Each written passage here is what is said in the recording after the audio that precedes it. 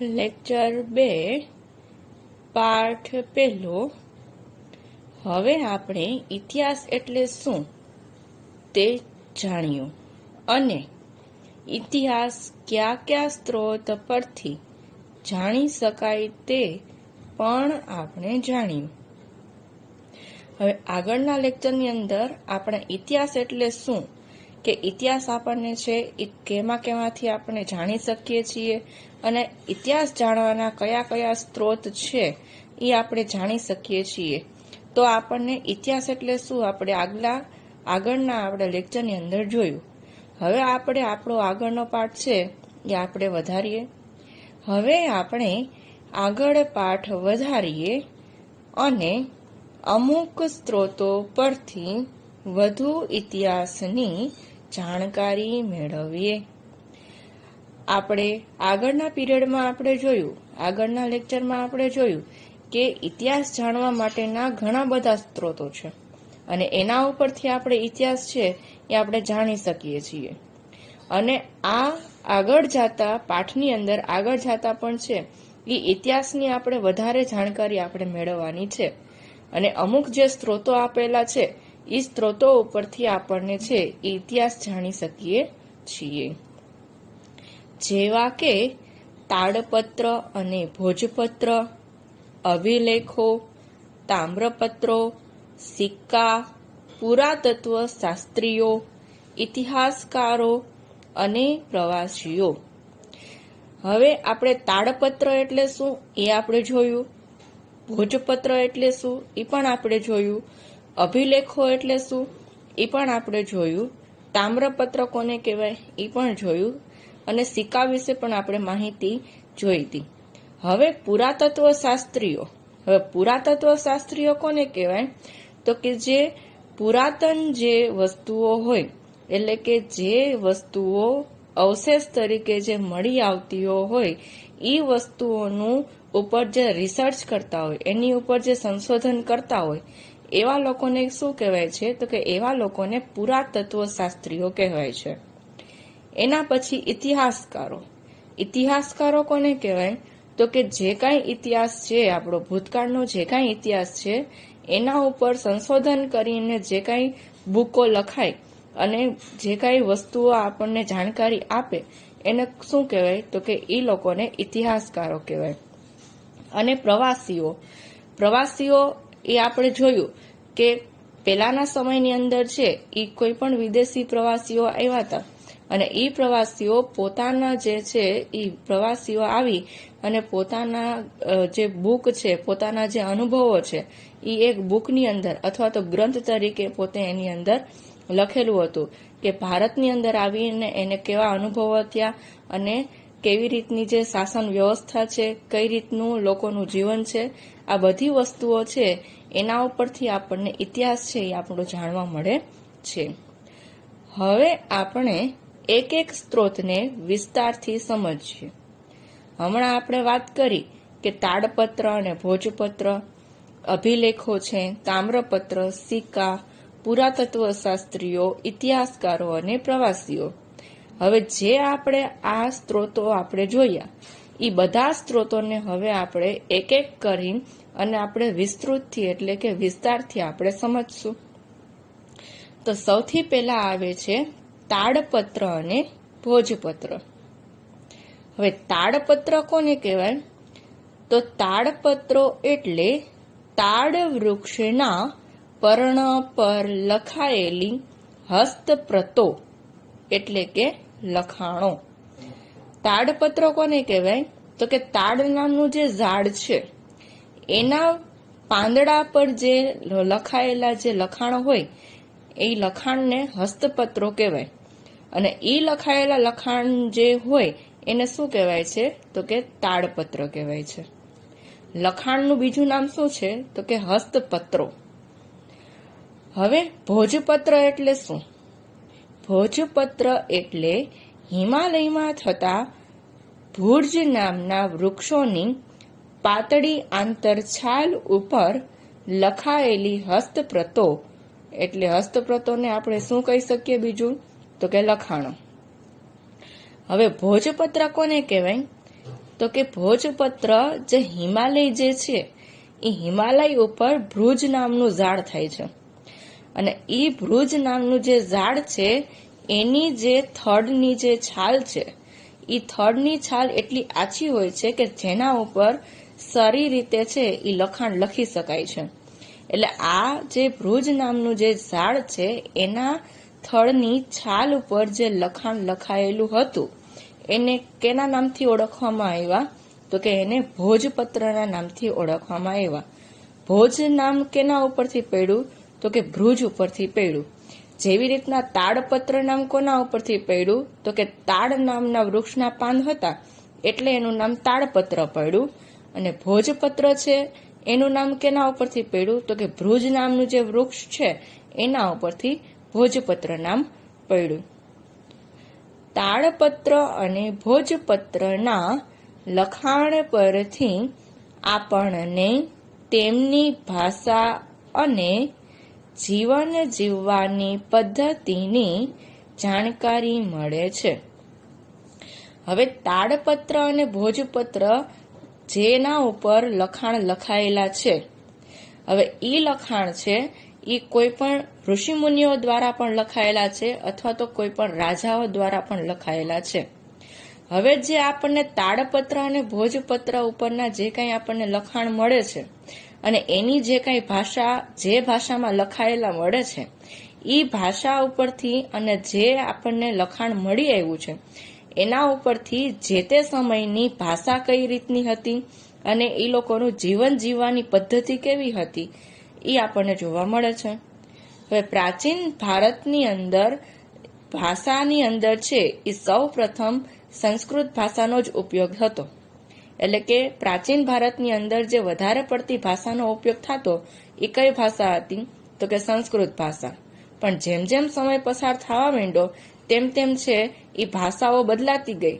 એટલે આ જે તાડપત્ર અને ભોજપત્ર જે આપણને મળી આવ્યા છે એટલે એના ઉપર જે લખાણ લખેલું છે એના ઉપરથી જે તે સમયની ભાષા કઈ હતી અને જે તે સમયનું જીવન જીવવાની પદ્ધતિ કેવી હતી એની જાણકારી છે એ તાડપત્ર અને ભોજપત્ર ઉપરથી આપણને મળી આવે છે.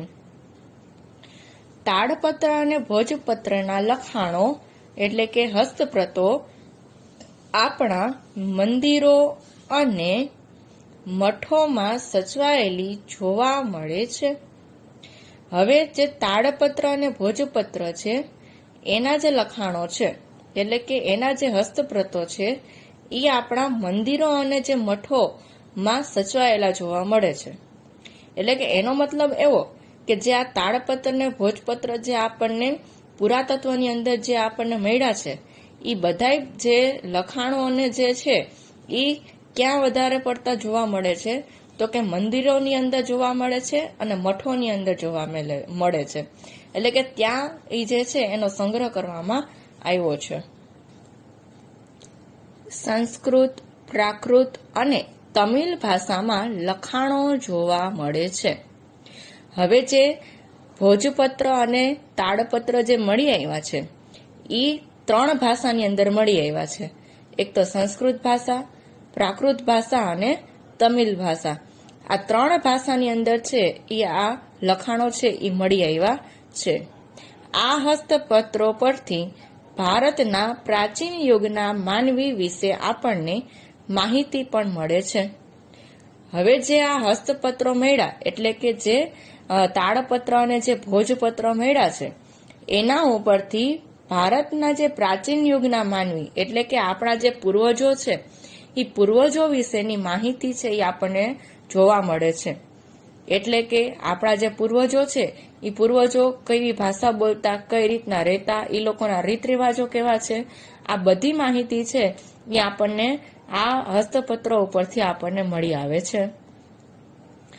કવિતા, નાટકો, વાર્તાઓ અને મહાકાવ્યો પણ તાડપત્રો અને ભોજપત્ર પર મળી આવ્યા છે. હવે પહેલાના સમયની અંદર કોઈ પણ જાતનું કાગળ છે એ મળતું નહીં. હવે અત્યારે આપણે કઈ વસ્તુ લખવી હોય તો આપણે કોના ઉપર લખીએ છીએ? તો કે કાગળ ઉપર લખીએ છીએ.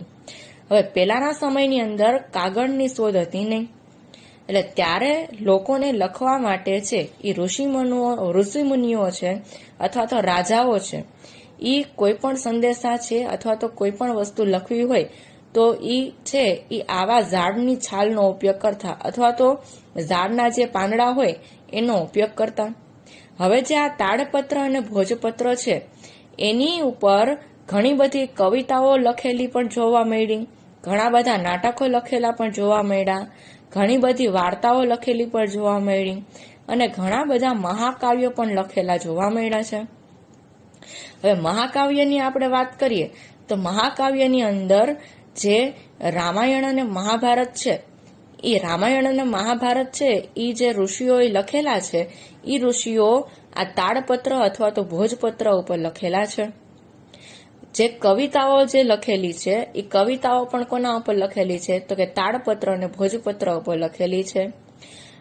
નાટકોની અંદર છે એ સર્વશ્રેષ્ઠ નાટક છે એ જે છે અભિજ્ઞાન શાકુંતલમ નાટક છે સંસ્કૃત ભાષાની અંદર, એ નાટક સર્વશ્રેષ્ઠ ગણવામાં આવે છે અને એ કવિ કાલિદાસે છે એ લખેલું છે.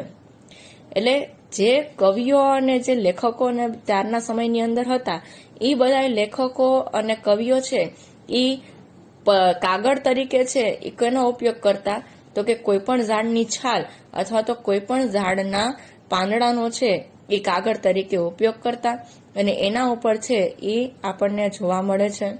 જેવી રીતના આપણા જે 4 વેદ છે, ઋગ્વેદ, સામવેદ, યજુર્વેદ અને અથર્વવેદ, આપણે આ જે ચારેય જે આપણના વેદ જોવા જે છે એ જે સૌથી જૂના જે વેદ આપણને મળી આવ્યા છે એ આવા જ કોઈ પણ તાડપત્ર અથવા તો ભોજપત્ર ઉપર લખેલા છે. એટલે કે એ આવી રીતના છે એ લખવામાં આવેલા છે, જે બધા પોથી રૂપે સચવાયેલા છે અને તેમાં ધાર્મિક રીત રિવાજો, સામાજિક માન્યતાઓ, રાજાઓની જીવનશૈલી, વિજ્ઞાન, શિક્ષણ, દવાઓ, પ્રાણીઓ વિશે મોટા પ્રમાણમાં માહિતી મળે છે. હવે જે કાંઈ આપણને આજે તાડપત્ર અને ભોજપત્ર અથવા તો બીજા અમુક જે વસ્તુની અંદર જે કાંઈ માહિતી લખેલી જોવા મળી છે તો એ બધી માહિતી છે અને આ અત્યારે જે તાડપત્ર અને ભોજપત્ર જે આપણને મળી આવ્યા છે એ બધા તાડપત્ર અને ભોજપત્ર છે એ કેના રૂપે આપણને સચવાયેલા છે અત્યારે તો કે એક પોથી રૂપે, એટલે કે એક ગ્રંથ રૂપે એ આપણને સચવાયેલા છે અને તેમાં બધા ધાર્મિક રીત રિવાજો જોવા મળે છે. હવે એની અંદર આ બંને તાડપત્ર અને ભોજપત્રની અંદર શું બીજું જોવા મળે છે તો કે એની અંદર ધાર્મિક રીત રિવાજો જોવા મળે છે. ધાર્મિક રીત રિવાજો મતલબ કે આપણે જે ધર્મ છે એ ધર્મ પ્રમાણે બધાના રીત રિવાજ અલગ હોય છે.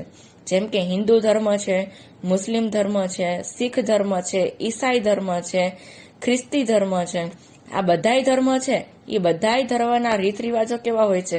અલગ અલગ હોય છે. એ બધાના પહેરવેશ કેવા હોય છે? અલગ અલગ હોય છે. એ લોકોની ભાષા પણ કેવી હોય છે? અલગ અલગ હોય છે. અને એ છતાંય એ લોકોના ઈશ્વર એટલે કે એ બધાના ભગવાન પણ કેવા હોય છે? અલગ અલગ હોય છે. એટલે કે એની અંદર ધાર્મિક રીત રિવાજો પણ આપણને જોવા મળે છે કે કયા ધર્મને કઈ ભાષા છે, કેવો રીત રિવાજ છે અને કેવી રહેણી કેણી છે એ પણ આપણે જોવા મળે છે. સામાજિક માન્યતાઓ જોવા મળે છે. એટલે કે જેમ જેમ સમાજમાં આપણે કાલે વાત કરી એવી રીતના કે માન્યતાઓ ઘણી બધી પ્રકારની માન્યતાઓ હોય, જેમ કે બલિ પ્રથા છે અથવા તો પહેલાના સમયની અંદર એવું પણ માનવામાં આવતું કે દીકરીની પ્રથા છે એ હતી નહીં. એટલે કે જો દીકરી જન્મે ને તો એને દૂધ પીતી કરવામાં આવતી, કે એટલા માટે દૂધ પીતી કરવામાં આવતી કે જો દીકરી મોટી થશે અને એના જો લગ્ન કરવામાં આવશે તો એને છે એ જાજુ બધું એને દહેજ આપવું પડશે. એટલા માટે છે એ દીકરીને દૂધ પીતી કરવામાં આવતી. એટલે કે એને જ્યારે એ જન્મતી ત્યારે જ એને દૂધમાં ડુબાડી અને એને મારી નાખવામાં આવતી. એટલે આવી સામાજિક માન્યતાઓ પણ આપણને જોવા મળે છે કે સમાજની સાથે સાથે છે એ કેવી કેવી માન્યતાઓ હતી. અને બીજી આપણે માન્યતાની વાત કરી હતી આપણે કે જો કોઈ વરસાદ સારો ન થયો હોય, જો વરસાદ સારો ન થયો હોય અથવા તો સારું વર્ષ ન ગયું હોય અથવા તો ખેતરની અંદર પાક સારો ન થયો હોય તો ત્યારના સમયની અંદર એવું માનવામાં આવતા કે કોઈ પણ પશુની બલિ આપણે જો ભગવાનને ચડાવીએ તો ભગવાન રાજી થશે અને આપણને સારો વરસાદ આપશે અને ખેતરની અંદર સારો પાક થશે અને આપણું વર્ષ છે એ સારું જશે. એટલે આવી માન્યતાઓ પણ છે એ ત્યારના સમયની અંદર આપણને જોવા મળી હતી. પછી રાજાઓની જીવનશૈલી. હવે એક રાજા ગાદી ઉપરથી જ્યારે નિવૃત્ત થાય છે અને બીજો રાજા જ્યારે બીજો ગાદી ઉપર આવે છે ત્યારે અલગ અલગ એ લોકોની જીવનશૈલી હોય છે. બધા રાજાની જીવનશૈલી છે એ એક સરખી હોતી નથી. હવે જેમ જેમ રાજા છે એ બદલાતા જાય, ગાદી ઉપર આવતા જાય, એમ એ લોકોની જીવનશૈલી કેવી છે, એટલે કે પોતાનું જીવન કેવું છે, કેટલું વધારે. અમુક રાજા હતા તો અમુક રાજા વધારે સંગીત પ્રેમી હતા. પછી એ લોકોને ઘણા બધા પ્રકારના શોખો હતા. જેમ કે રાજા હોય તો રાજાને શિકાર કરવાનો શોખ હોય, સંગીતનો શોખ હોય, પછી નાટકો જોવાનો શોખ હોય, નાટકો સાંભળવાનો શોખ હોય, અથવા તો કોઈને આવા જે ગીતો છે કે એવું બધું લખવાનો શોખ હોય. એટલે રાજાની જીવનશૈલી કેવી હોય છે એ પણ આપણને આવા ગ્રંથો ઉપરથી જોવા મળે છે. પછી વિજ્ઞાનની આપણે વાત કરીએ તો પેલાના સમયથી જ છે એ વિજ્ઞાનની ટેકનોલોજી છે એ એવું નથી કે આપણે વર્તમાન કાળની અંદર જ વિજ્ઞાનની ટેકનોલોજી છે. પેલાના સમયની અંદર જ વિજ્ઞાનની ટેકનોલોજી છે એ વિકાસ પામી ગઈ હતી. હવે એ કઈ રીતના, તો કે આપણે છે એ કોઈ પણ લોખંડની વસ્તુ કે કઈ પણ વસ્તુ હોય તો એ લોકો ત્યારના સમયની અંદર એની અંદર રાસાયણિક પ્રક્રિયાઓ કરી અને લોખંડની વસ્તુઓ ઝાઝો ટાઈમ સુધી ટકી રહે એવા માટેની પણ છે એ લોકો સંશોધનો કરતા. એટલે વિજ્ઞાનની ટેકનોલોજી પણ છે એ ત્યારના સમયમાં વિકસી ગઈ હતી. જેમ કે કુહાડી બનાવવાનું છે તો કુહાડીનો આકાર કેવી રીતના રાખવો એ એક વૈજ્ઞાનિક ટેકનોલોજી જ કહેવાય. પછી દાંતરડું છે તો દાંતરડાનો આકાર કઈ રીતના રાખવો એ પણ એક વૈજ્ઞાનિક ટેકનોલોજી જ કહેવાય. એટલે ત્યારના સમયની અંદર પણ વિજ્ઞાન વિકસી ગયું હતું, પણ ત્યારે એવી ખબર હતી નહીં કે આ જે વસ્તુ છે એને વિજ્ઞાન કહેવાય. પણ જેમ જેમ પસાર થતો જાય છે એવી જ રીતના છે એ આપણને ખબર પડતી જાય છે કે આ બધી જે આપણે ટેકનિકો આપણે અપનાવીએ છીએ એને વૈજ્ઞાનિક ટેકનોલોજી કહેવાય છે. પછી શિક્ષણની વાત કરીએ તો પહેલાના સમયની અંદર શિક્ષણ છે એ આપણે અત્યારની જેમ છે એ સ્કૂલ, આપણે જેમ અત્યારે શિક્ષણ કેવી રીતના લઈએ છીએ તો કે સ્કૂલમાં જઈને શિક્ષણ લઈએ છીએ. ત્યારના સમયની અંદર પણ સ્કૂલ હતી, પણ એ સ્કૂલનું નામ શું હતું તો કે આશ્રમ. કે આશ્રમની અંદર કોઈ ગુરુ હોય, એ ગુરુ છે એ પોતાના શિષ્યને છે એ શિક્ષણ આપતા. પણ ત્યારે કઈ પ્રકારનું શિક્ષણ હતું તો કે ત્યારે છે એ આ 4 વેદ છે, પછી બીજા ગ્રંથો છે એના વિશેનું શિક્ષણ આપવામાં આવતું. પછી શસ્ત્ર ક્રિયાનું શિક્ષણ આપવામાં આવતું. પછી બીજું ઘણું બધું છે એ શિક્ષણ આપવામાં આવતું. જેવી રીતના આપણે અત્યારે વાત કરીએ કે આપણે શિક્ષણની અંદર છે એ આપણે વિષય ભણીએ, જેમ કે આપણે સામાજિક વિજ્ઞાન છે કે વિજ્ઞાન છે, ગણિત છે, પછી અંગ્રેજી છે, આવા વિષયો આપણે ભણીએ છીએ. તો ત્યારના સમયની અંદર શિક્ષણ છે એ શિક્ષણ શું હતું તો કે આવી રીતના કે કોઈ પણ ગ્રંથ છે એ ભણાવવામાં આવે, પછી બધા વેદો શીખડાવવામાં આવે, પછી શસ્ત્રક્રિયાઓ શીખડાવવામાં આવે, અથવા તો એવા મંત્ર ને એવું બધું જે છે એ શીખડાવવામાં આવે. તો ત્યારના સમયની અંદર શિક્ષણ આવું હતું. એના પછી દવાઓ. હવે દવાઓની વાત કરીએ તો પહેલાના સમયની અંદર જે ઋષિમુનિઓ છે અથવા તો જે વૈદો છે એ બધા છે એ દવાઓનો ઉપયોગ છે એ કઈ રીતના કરતા તો કે જે ઝાડની એની જે જડીબુટીઓ હોય, એટલે કે ઝાડની એની જે ઔષધિઓ હોય, અથવા તો ઝાડની છાલ છે, ઝાડના પાંદડા છે, આવી બધી ઔષધિઓનો ઉપયોગ કરતા. અને એના ઉપરથી છે એ પોતે આગળ ને આગળ છે એ દવાઓ શોધતા. ધારો કે કોઈ તાવ આવ્યો છે તો તાવની અંદર છે એ કયા ઝાડની ઔષધિ એને લાગુ પડશે, અથવા તો કયા ઝાડની છે છાલ એને લાગુ પડશે. એટલે ત્યારના સમયની અંદર જેને આપણે અત્યારે દેશી દવાઓ કહીએ છીએ, એટલે ત્યારના સમયની અંદર આવી દવાઓ છે એ અસ્તિત્વમાં હતી. પ્રાણીઓ વિશેની વાત કરીએ તો કે જેવી રીતના આપણે અત્યારે જે પ્રાણીઓ આપણે જોવા મળે છે એવા જ પ્રાણીઓ ત્યારના સમયમાં પણ જોવા મળતા. એટલે આ બધાની વાત છે એ મોટા પ્રમાણની અંદર છે એ આપણને માહિતી મળી આવે છે. કેની અંદર માહિતી મળી આવે છે તો કે તાડપત્ર અને ભોજપત્ર ઉપર. હવે આપણે વાત કરી તાડપત્ર અને ભોજપત્રની. એના પછીનું જે આવે છે અભિલેખો, જેને આપણે શિલાલેખો પણ આપણે કહીએ છીએ. હવે શિલાઓ અને પથ્થરો પર કોતરેલા કે લખેલા લેખ અભિલેખ કહેવાય છે. ઘણીવાર તે ધાતુ પર પણ મળી આવે છે. હવે અભિલેખો અને શિલાલેખો કોને કહેવાય? તો કે શિલાઓ અને પથ્થરો ઉપર, એટલે કે કોઈ પણ મોટા મોટા પથ્થર હોય અથવા તો નાના નાના પથ્થર હોય એની ઉપર લખાણ છે એને કોતરવામાં આવે અને એની ઉપર લખાણ છે એ લખવામાં આવે અને એ લખાણને કયા નામથી ઓળખવામાં આવે છે? તો કે અભિલેખ અથવા તો શિલાલેખ ઉપરથી ઓળખવામાં આવે છે. અને ઘણીવાર તે છે એ ધાતુ ઉપર પણ છે એ એવી રીતના કોતરણી કરી અને લખવામાં આવતું.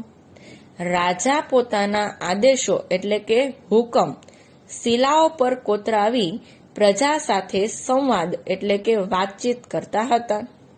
હવે કોઈ પણ રાજા છે એ કોઈ પણ રાજાના નિયમો હોય જેને આપણે આદેશો કહીએ છીએ. હવે ઈ રાજાના જે નિયમો છે એ નિયમો આવા જે પથ્થરો ઉપર કોતરાવી અને પ્રજા સાથે છે એ લોકો વાતચીત કરતા. એટલે કે પ્રજાને છે એ યાદ રહી જાય, રાજાના નિયમો યાદ રહી જાય એના માટેથી છે એ રાજાઓ શું કરતા? તો કે આવા પથ્થરો ઉપર છે એ પોતે પોતાના નિયમો છે, પોતાના જે આદેશો છે એ કોતરાવતા હતા. ઘણા રાજાઓએ પ્રાચીન સમયમાં અભિલેખો બનાવ્યા હતા, તે આપણે જોઈએ. હવે એવા ઘણા રાજા છે કે જેણે પ્રાચીન સમયની અંદર પોતાના જે હુકમો છે, પોતાના જે આદેશો છે એને કોતરાવ્યા હતા. હવે એ જોઈએ આપણે કે કયા કયા રાજાએ પોતે પોતાના અભિલેખો બનાવ્યા હતા. મહાસ્થાન અભિલેખ જે ચંદ્રગુપ્ત મૌર્યએ લખાવેલો હતો. ગિરનાર અભિલેખ જે રુદ્રદામને કરેલો હતો. પ્રયાગ પ્રશસ્તિ જે સમુદ્રગુપ્તે કરેલી હતી. ઉદયગીરી અભિલેખ જે ચંદ્રગુપ્ત બીજાએ લખેલો હતો. ભિત્રી સ્તંભ લેખ જે સ્કંદગુપ્તે લખેલો હતો. એરણ અભિલેખ જે ભાનુગુપ્તે લખેલું હતું. ગ્વાલિયર પ્રશસ્તિ જે રાજા ભોજે લખેલી હતી. હાથી ગુફા અભિલેખ જે ખારવેલે લખેલું હતું. નાસિક અભિલેખ જે ગૌતમી બલશ્રીએ લખેલો હતો. દેવપાડા જે વિજયસેને લખેલો હતો. એહોલ નામનો અભિલેખ જે પુલકેશી બીજાએ લખેલો હતો. અને અશોકનો શિલાલેખ જે સમ્રાટ અશોકે લખેલો હતો. હવે ઉપર બતાવ્યા મુજબ આપણા ભારતના 12 અભિલેખો મળી આવ્યા છે. તેમાં મુખ્ય અભિલેખ અશોકનો શિલાલેખ માનવામાં આવે છે. હવે જે આપણા પ્રાચીન ભારતના જે આ 12 અભિલેખો આપણને મળી આવ્યા એ આ 12 અભિલેખોની અંદર જે અશોકનો શિલાલેખ છે જે આપણે જુનાગઢની અંદર આપણે જોવા મળે છે અને જે સમ્રાટ અશોકે છે એ કોતરાવેલો હતો. અને આ 12 અભિલેખની અંદર મુખ્ય જે અભિલેખ ગણાય છે એ કોનો ગણાય છે? તો કે અશોકનો શિલાલેખ જે સમ્રાટ અશોકે જે કોતરાવેલો હતો એનો ગણાય છે. આ બધા અભિલેખો બનાવવા પાછળનું કારણ એ છે કે તેઓ તેમના રાજ્ય, વિજય, ધર્મ અને સંસ્કૃતિની માહિતી આપવા અભિલેખો પર અંકિત કરાવે છે અને આવા લખાણ લાંબા સમય સુધી રહે છે. હવે જ્યાં રાજાઓએ પોતાના જે અભિલેખો કરાવ્યા એની પાછળનું કારણ શું છે? તો કે એની પાછળનું કારણ એ છે કે એનું જે રાજ્ય કેવું હતું એ રાજ્ય એનું કેવું હતું એ એને કોતરાવ્યું એટલે એનું રાજ્ય જ્યાં સુધી પથ્થર રહીએ ત્યાં સુધી એનું રાજ્યની છે એ નામના રહીએ. પછી એ લોકોએ કેવા કેવા વિજયો મેળવ્યા, કેટલા કેટલા વિજયો મેળવ્યા, કયા કયા રાજ્યો જીત્યા એ બધું પણ એને લખેલું હોય.